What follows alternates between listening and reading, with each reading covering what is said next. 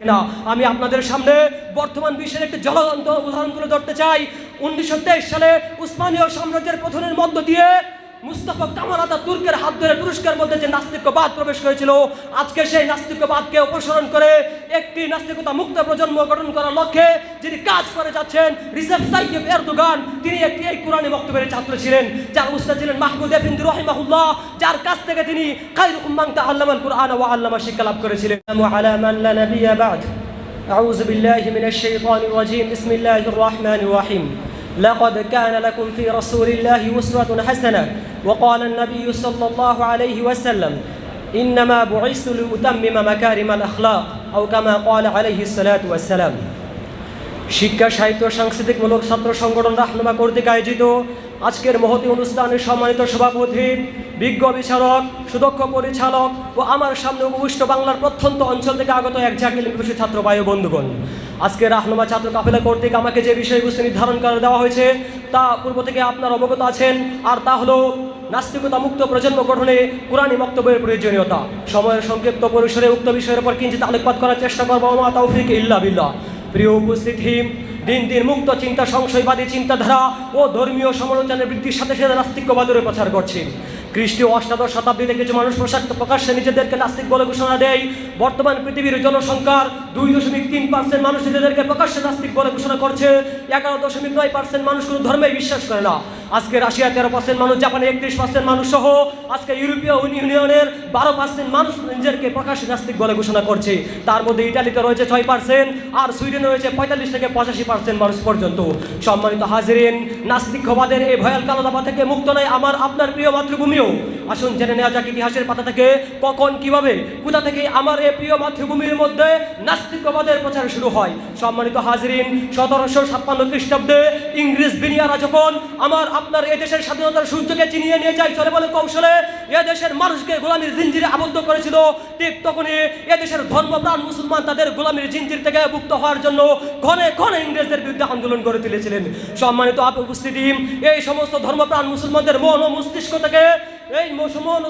থেকে ধর্মকে মুছে ফেলার লক্ষ্যে 1863 খ্রিস্টাব্দে ইংরেজরা এই উপমহাদেশের মধ্যে এমন এক শিক্ষা ব্যবস্থার প্রচার করে, যে শিক্ষা ব্যবস্থা সম্পর্কে ইংরেজ governor William Hunter the Indian Muslims কিতাবের মধ্যে সে লিখে, আমরা এই ভারতীয় উপমহাদেশের মধ্যে এমন একটি শিক্ষা ব্যবস্থার প্রচলন ঘটিয়েছি যে শিক্ষার মাধ্যমে এদেশের মানুষ মন ও মস্তিষ্কে ইংরেজ হবে, চিন্তায় ও চেতনায় ইংরেজ হবে, কিন্তু বর্ণ এবং কর্মে থাকবে ভারতীয়।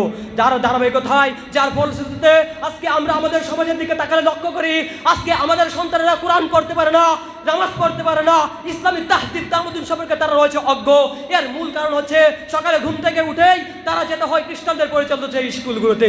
সম্মানিত হাজিরিন, লক্ষ্য করুন আজকে শাসন ব্যবস্থার দিকে, শাসনের নামে আজকে জনগণকে শোষণ করে দেওয়া হচ্ছে। আজকে বিচার ব্যবস্থার দিকে লক্ষ্য করুন, হাজার হাজার উলামায়ে কেরামের বিরুদ্ধে মামলা দায়ের করা হয়েছে। এই বিচারের নামে হাজার হাজার সন্ত্রাসীদের মুক্তি দেওয়া হচ্ছে, আবার এই বিচারের নামেই শত শত যুবকদের চরিত্র ধ্বংসকারী নর্তকীরা আজকে জেহালখানার মধ্যে নববধূর ন্যায় জীবনযাপন করছে। প্রিয় উপস্থিতি, এই সমস্ত কিছুর মূল কারণ হচ্ছে সমাজ এবং মানুষের মধ্যে কোরআনী শিক্ষা না থাকা, মানুষ এবং সমাজের মধ্যে কোরআনী আদর্শ, ইসলামী এবং তাহদিদ তামাদ্দুন না থাকা। প্রিয় হাজিরিন, নাস্তিকতা মুক্ত প্রজন্ম গঠনে আমাদের কোরআনী বক্তব্যের প্রয়োজনীয় কি, আসুন একটু আমরা জেনে নেই।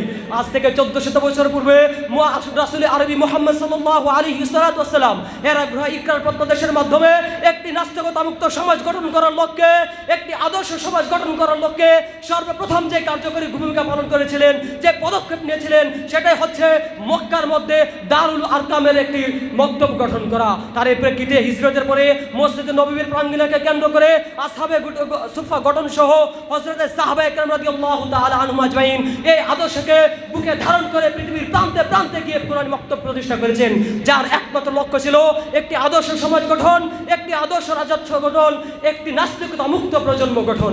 প্রিয় হাজিরিন, তার এই ধারাবাহিকতায় 94 হিজরিতে হাজ্জাজ বিন ইউসুফের আদেশে মুহাম্মদ বিন কাসিম যখন সিন্ধু এলাকা জয় করেন, সিন্ধু এলাকা জয় করার পরে সর্বপ্রথম উনি পদক্ষেপ নিয়েছিলেন এই দেশের প্রতিটি ইঞ্চি ইঞ্চি মাটিতে একটি করে কোরআনী মক্তব গঠন করবেন।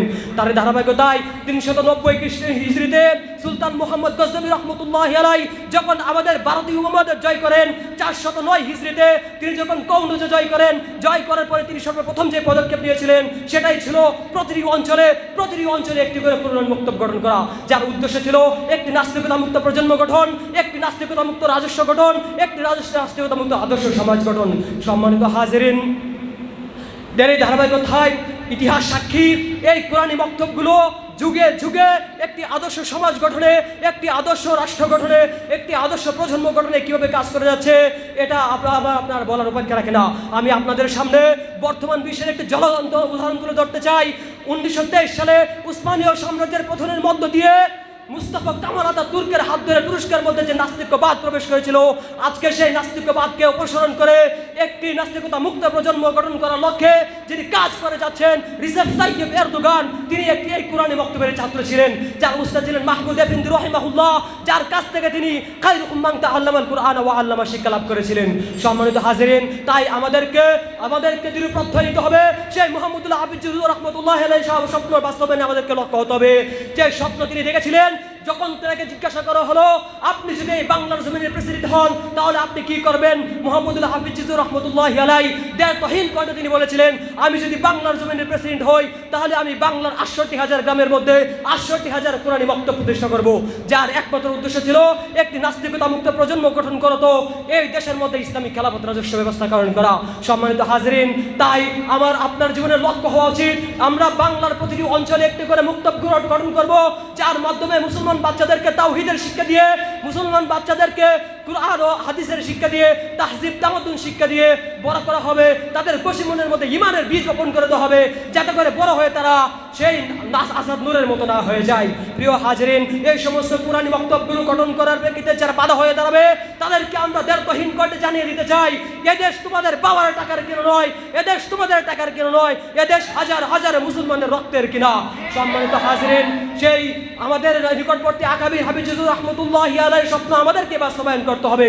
আমাদের যারা এই স্বপ্ন বাস্তবায়ন করণার্থে আমাদের যাদের কলম আছে কলম চালিয়ে যেতে হবে, যাদের বাসা আছে বাসা চালিয়ে যেতে হবে, যে যেখান থেকে পারি সেভাবে চেষ্টা করতে হবে। অবশেষে আমি কবিতার মাধ্যমে আমার বক্তব্য সমাপ্তি করছি। ওয়ামা আহাদুম মিন আলসুনিন নাসি সালিমান ওয়ালাউ আন্নাহু যাকান নাবিয়ুল মুতাহহারু وإن كان مقداما يقولون أحوجه وإن كان مفضالا يقولون مبزر وإن كان سكيتا يقولون أبكم وإن كان منطقا يقولون محزر وإن كان صواما وبالليل قائما يقولون الزراف يرائي ويمكر فلا تحتفل بالناس بالذم والثناء ولا تخش غير الله فالله أكبر। এক আল্লাহকে ছাড়া কাউকে ভয় করা যাবে না, লক্ষ্য বাস্তবায়নের লক্ষ্যে আল্লাহ তাআলাকে ছাড়া কাউকে ভয় করা যাবে না, কোনো চক্রান্তকে ভয় করা যাবে না, কোনো নিন্দুকের নিন্দা নিয়ে থাকা যাবে না। অবশেষে আল্লাহ তাআলার কাছে প্রার্থনা করে আমি আমার বক্তৃতা শেষ করছি। ওমা আলাইনা ইল্লাল বালাগ। আসসালামু আলাইকুম ওয়া রাহমাতুল্লাহি ওয়া বারাকাতুহু।